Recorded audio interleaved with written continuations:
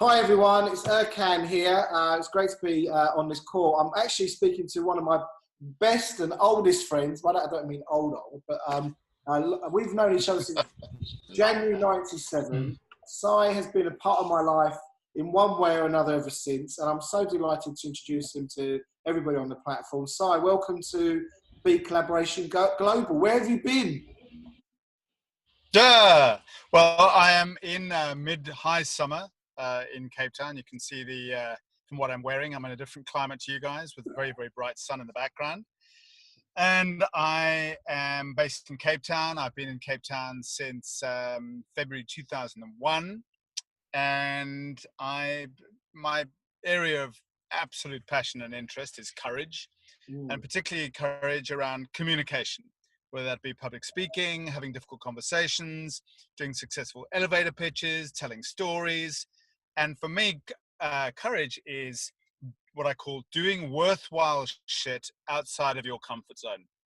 I think that's spot on. And also, I mean, in context of BeCollaboration, we cite the current paradigm in the world, as fear, scarcity, and competition. And, you know, it wouldn't take courage if you wasn't afraid of something or there wasn't something to push through in terms of who we are as individuals and as a community. So I just want to share. Absolutely. Yeah, I want to share why we're doing this call. So I wanted to introduce to the community Sai Ekin, a very good friend of mine. But it was interesting because Sai he's an author. He's and I'll let him say more about himself. But the thing is, I've seen Sai do things that I wouldn't want to do ever. Even if I thought it was a good idea, I still think, well, I don't know if I'd want to do that, you know. And I think we should talk about that. But then we were having this conversation on WhatsApp, and Sai's sharing a daily courage challenge with his network, and he's sending these great things out. And I keep saying, put it on the platform, and you wasn't. So, you know, what was your experience of that? So I'm saying to you, put it on the platform, and you're going, and you've had a concern, or, you know, how would you describe the lag in that? Yeah, a fear. I mean, so just to say a little bit more, I mean, I call myself a teacher of courage, but I think much more than that. I'm a student of courage. I see courage as the bridge between love and fear. So I fully own that there are times when I can be courageous. I don't think, and this is the beauty of courage, I don't think I don't think we as people, when we are courageous, we ever get that we're courageous. I think we only get our courageousness through what other people say, but even then we're pretty blind to it because we do what we do, you know.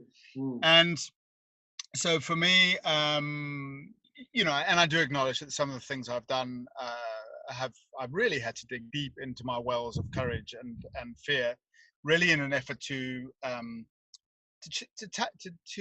challenge and to test myself, because I know being, you know, the only thing it's a bit like, you know, being a ship in the harbor is how I think often, I speak for myself, how often I operate. You know, it's comfortable, there's no real risk, etc. So when we were talking about this, you know, Erkan, you know, you guys know Erkan is an extraordinary human being, and I don't mean that. I mean that in lots of ways, but one of the ways that I mean it about you, Erkan, is that you just never, ever give up on people. Well, you certainly haven't given up on me, and I think you've had opportunities where you honestly, you know, joking apart, because Erkan and I joke a lot, but you could have just said, oh, you know, man, it's not really working. It's, you know, we'll check in every now and then. You have been relentless with me. And I think you're relentless with others as well. You know, you're an extraordinary human being, right? So then this platform and you and what Jill are doing is fabulous, but I'm feeling a little bit kind of disconnected, and Erkan keeps saying, put it on the platform. Why are you not putting it on the platform? And my answer to him today on WhatsApp was, because I don't think anyone will be interested, and they're all too distracted. And obviously that's a mirror for me, because you know, I have this intense love-hate relationship with social media. I know that there are benefits, but I feel like it's this mecca of distraction, which I'm challenged by. So then Erkan said, well, yeah, but this isn't Facebook, it's not LinkedIn, and so on and so forth. This is our own community. So and I got that. So here we are, and this was what came out of that conversation. Mm, mm, yeah, and you know, like if well, that's really well, yeah, yeah, it's exactly how I had it. The thing was, you said people are busy and they won't be interested. I think something like that. I don't know if that's verbatim, and I think that's true to an extent. I mean, a lot of people are telling me now in terms of marketing, you have to do something very short, very sharp, entertaining, and I'm a little bit resistant of that. I don't want to become a novelty that someone goes, oh, that's interesting for like a flicker of a second. I want to create a way of engaging with each other and the wider community in a deeper, more meaningful way that shows who we are, shows what's possible, digs deeper, goes further, you know, and it's more valuable to us. And I think you're right. Part of the social media world is you've got one image after another image after another image after another image, and one of those has got to get your attention. You know, I must just say, actually, I must say about you, and you didn't give me a tip. It was just something you said, and I thought, is I never have. So one of my complaints, I never have enough time, fill in the blank, but I never have enough time to watch these 40-minute videos, you know, for example, that you have on BeCollaboration, you know, and so I'm the, you know, 2-minute video. But you're right. It kind of just, it's like a little sugar hit. Mm. And one of the things you said was kind of, I don't know if you said it, but I tried doing it. I listened to one of the longer ones when I was cutting the lawn with my headphones. I was listening to another one when I was doing the washing up. I would never normally do that because I tell myself I'm a man and I can only focus on one thing at a time and blah, blah, blah, blah, blah. But I really took a leaf out of your book, just going, let it swim over me, because I've always been amazed, Ken, at how much stuff you watch repeatedly. You know, one particular TED talk like 10 times. I'm like, what? How do you get Sorry, time to do that? But the that's thing is, if I'm cutting back. But look, I also find it. yeah, I amazing. also, I'll listen to a talk 20, 30, 40 times. And I think, I've yeah, never done that. no, but I tell you why, Si. Because mastery is that. Mastery is getting into the distinctions, getting into the abstractions. So you're in and out of it, and it's complex. And the kind of information I'm involved in requires it. You know, it requires me to engage with it enough times until it's part of me. Okay, so just a question to you, and there may be other people watching this who have the same question. So, how do you do that? Like, how? Because in my experience, and this is I'm very happy for you to, you know, it's a little bit off topic, but actually it's probably not so far off topic as we might think. But you know, here you are. In my experience, others might say different things about you, but you know, you're really there for people, like super responsive, super committed, more than any other human being I've ever met. Yeah, and you're watching videos 30, 40 times. I'm like, holy shit, how do you do? So how do you do that? Right. Well, the thing is, there's a lot of net time in your life. So when I'm cooking, if you look behind me, you'll see there's a metal panel where the hob is. Yeah, and my phone has a magnetic element to it, and I literally put this on there, right, like that. Yeah. And I will watch something or I'll listen to it more than watch, because if it's conversation, you don't need to really watch it. And I'll listen to it while I'm cooking. So I look at, or if I'm in the car, and I'm in the car for an hour, I'll have really interesting, informative information washing over me while I'm doing other things. I very rarely Washing over. That's a good, yeah. I very rarely will watch something. I do, to be fair. But I don't watch it like I'm watching telly. I engage with it more like radio. So, and I find I have an ability, I'm gifted to be able to be doing things dexterally. Something like that. It's perfectly good enough for me. Yeah, with my hands, or I'll be cooking, or I'll be driving, you know, manual dexterity. I'm absolutely able to do things while engaging in very complex information. Now, I don't know if that's... I think that's a good, it's a very good, I think that's a good, if you haven't done one already, I think it's a fantastic topic. And I think those are more, is a huge generalization, of course, but I think those are much more feminine traits historically. But I think it's also, I think it's a great conversation to have about those things. So, yeah, very good. Yeah. But thank you. Yeah, I think it's go the washing over, not getting like, I've got to understand exactly this piece, you know. No, That's just probably let it why I flow. go over it 20, 30 times. Maybe. You know, maybe. I don't know. But and I'm also, look, you've got to work to your character strengths. I'm a total compulsive Yes. obsessive. So for me, that doesn't feel like hard work. I don't feel like Right. I'm putting on a talk that I'm interested in. So the other thing is I'll Yes. have something playing while I'm having a shower. I'll have something playing while I'm working. I'm doing emails. I'll have it in the background. Yes. And I have a confession. I do plug in at night and I listen to things at night, which I don't recommend, but it's something I do. So there you go. Okay. Anyway, let's get back onto point. Yes. Let's get back onto point. So I wanted to introduce you to the community. Can you share very briefly one or two of your, there's two things that you've done that really impressed me. Would you share that? One is your, just getting into a bus or a train and engaging people, which I think is incredible. And then the other thing is you rode from North Africa down to South Africa on a bike. Bicycle. Other way around, because that would have been downhill and it would have been so easy. So I had to go uphill.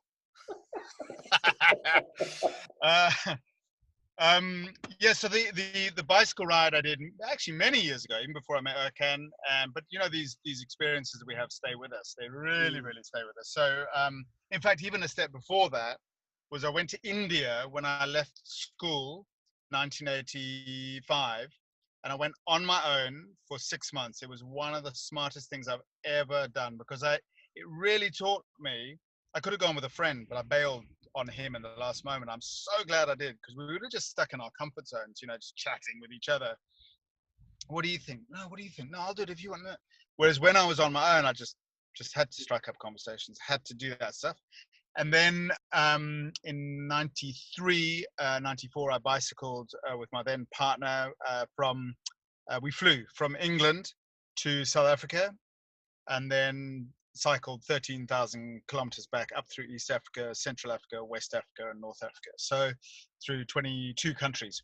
There were some touch and go moments as well, weren't there? Gunpoint moments. Yeah. I mean, it's funny, on the theme of courage, it didn't strike me as being a courageous thing to do. But I come back to, I don't think it does for us. It's what we leave with other people that counts. So, I got malaria 3 times. It was funny. I had a Kenyan guy on my course the other day. I run a course called the Courageous Public Speaking course, where I really encourage people to share their stories and open their hearts and take risks. And I had this Kenyan guy. He's from rural Kenya. And I said, I had 3 bouts of malaria. And most people go, "Oh, it's unbelievable." And he was like, "Oh, okay." And like, have you had malaria before? He said, every single year I get it about 10 times. Wow. And if you get cerebral malaria, and there's no medication, if you don't get medication, you're dead. So just unbelievable, just really kind of. And malaria, is it malaria perspective? It's one of the biggest killers on the planet, from what I believe it's the biggest killer. Then this other crazy thing you started, I don't know if it was in London you started, but you started to it was in Brixton. Yeah, in Brixton. Right? You get on a bus. I was watching your comedy show last night, your comedy intro, and talking about people from South London and how they were another breed, but I mean, that was I was on it was 11:30 one Friday night. I was sober, which is relevant to the story, and I was I was in a queue, and I've been doing some self-development work, some of the work that you and I at the time, Erkan, with Landmark and stuff. And I was in this queue, and there was all this noise and activity going down, and then we all filed onto the bus and sat down, and every single one of us fell completely silent, not a word. And I thought, what is this about? And it just came to me like that. It's fear. We could strike up a conversation with the person next door, but they could be our business partners. That could be our wife. That could be our, just. And so I challenged myself, long story short, I challenged myself, one of the most bloody terrifying things I've ever done, because I was sober and it wasn't a dare and I wasn't preaching about Jesus and the like. The dare was to get up and make a difference. So I did, and I stood up, and that kind of what prompted my book. So I yeah, so I did that. That was in 90, I think that was in 99. And then fast forward 10 years of doing them kind of intermittently and on buses, planes, trains, taxis, all sorts of places. I then set myself a goal of doing 90 talks in 90 consecutive days. Yeah. And then the next year I did 365 talks in 365 days, including 35 on the last day in a lift. I was in a lift for 3 hours in a shopping center doing these crazy talks, but they weren't crazy. They were just me just saying, come on, guys, like I'm shitting myself here, but you know, it's okay. And now we have a connection, and it would open up all sorts of wonderful stuff. So that's kind of a bit of the journey. And now what I've, you know, I took that, I wrote a book, and now I coach, I speak, and I'm much more around courage and having the willingness to take a risk. And so just a silly little story that pops into my mind, for example, right? So I was walking past a mall the other day, and there was a guy in a wheelchair, and he was a double amputee in his legs, and he had this black t-shirt on with white writing, and it was a Xhosa, which is one of the languages that we speak here in South Africa. It was a Xhosa word which I didn't recognize. I recognized it as being that language, and then underneath it said African proverb. I was like, huh? Yeah. What's that? It's like, it didn't look like an African proverb. So I said to him, he was in the middle of chatting. So I walked past him, and I was going to be like, oh, no, just keep walking. I thought, no, come on, man, just do your thing, you know, just see what happens. So I said to the guy, sorry to interrupt, because he was speaking to someone else.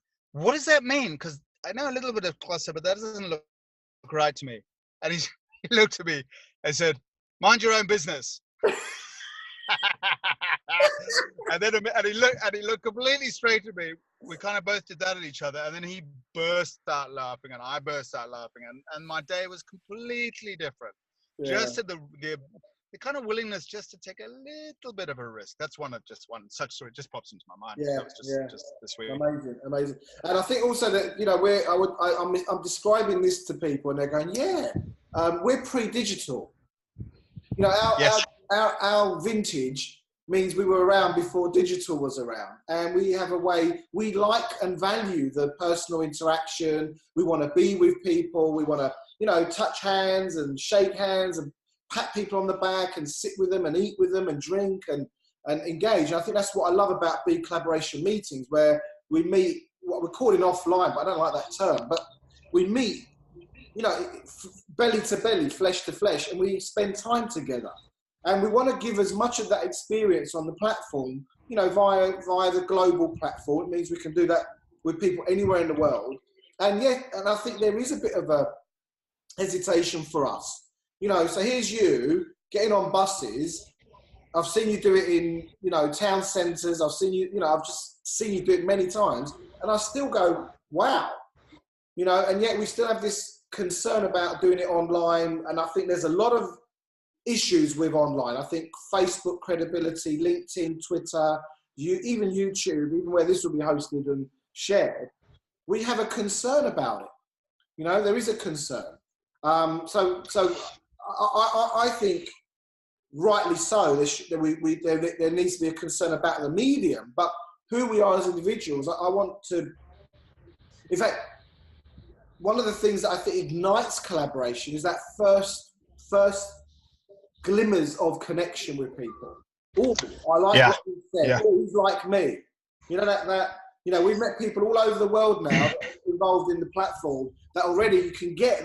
They're saying things and they're making points that you go, that's like it was me saying that. You know, it's interesting you say, yeah, absolutely. You know, and I think one of the smartest things anyone ever said about social media to me was an old guy, his name for humor's sake, his name was Tom Cruise. Tim Cruise. I always get them mixed up. His name was Tim Cruise. And he said to me, he said to me, you know what social media is, don't you? Because he wasn't a big fan or a big user. He said, social media is social media introduction. And what I got from that is like, and it's a trap that I fall into time and time again. I think from because I'm pre-digital, just because I post a video, like amazing shit is going to happen and the world's going to spin on its axis.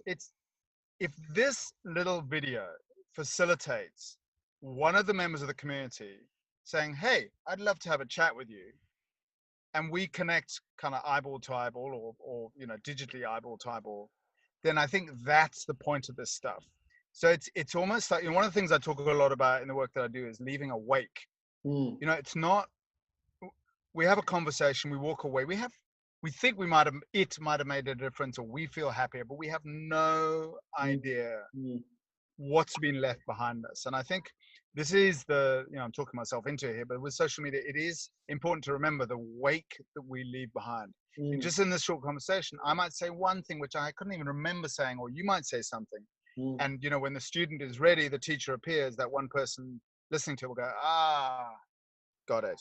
Because that's, and I think what I said on the WhatsApp was just, let's plant seeds, you know, because seeds, absolutely, you know, they germinate and they grow and they turn into all sorts of things. But listen, I think that's fantastic.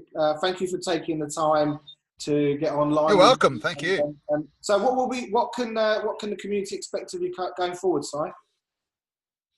Well, good one. So I will post those, my daily WhatsApp broadcasts, onto the thing. I think what I'll commit to doing is to pay more attention to quality over quantity, i.e. quality being BeCollaboration as opposed to quantity being LinkedIn and all that stuff. I think I still need to do that. But so that's one thing. So just to keep it simple, I will post. Please, will any member of the community get in contact with me directly? I'll leave my mobile number on the platform, and if you want to send me a message, and I'll just add you to my daily broadcast, WhatsApp broadcast. My one today, it's very short. It's not a group, so you don't get lots of other messages. Just one simple broadcast a day, and it'll just say today's courage challenge. So that's one thing you can do. I will tell you more about, you can download my ebook, The Art of Courage, free on my website. Can you put a link? And then I'll just continue to. Can you put a link to that, post the link to your Art of Courage, so we can get that to as many people as possible on the platform? I thought I had done. Okay. I'll do it again. You know, you do your profile, sure. maybe drop it in there. Okay.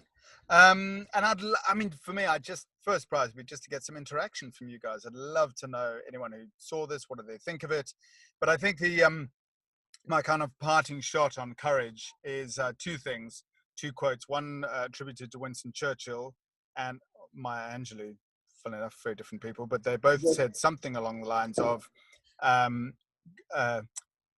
courage is the greatest virtue of all, because without it, nothing else exists. And then Joseph Campbell, who wrote The Hero's Journey, I think my favorite quote on courage is, which you may have heard, which is, the cave you fear to enter holds the treasure you seek. Good old Joseph. Cave you fear to enter. Oh, amazingly powerful stuff. So go to the cave and I'll see you on the inside. Yes, to the back cave. Okay, well, listen, love you loads, yes. buddy. Thank you very much. Thanks. Great to have you on it. Look, make yourself more, visible on the platform in the community, and I'm sure we'll hear a lot more from you going forward. So thank you very much. Fabulous. Lots of love. Love to love everyone. Bye. Cheers. Okay, that's done.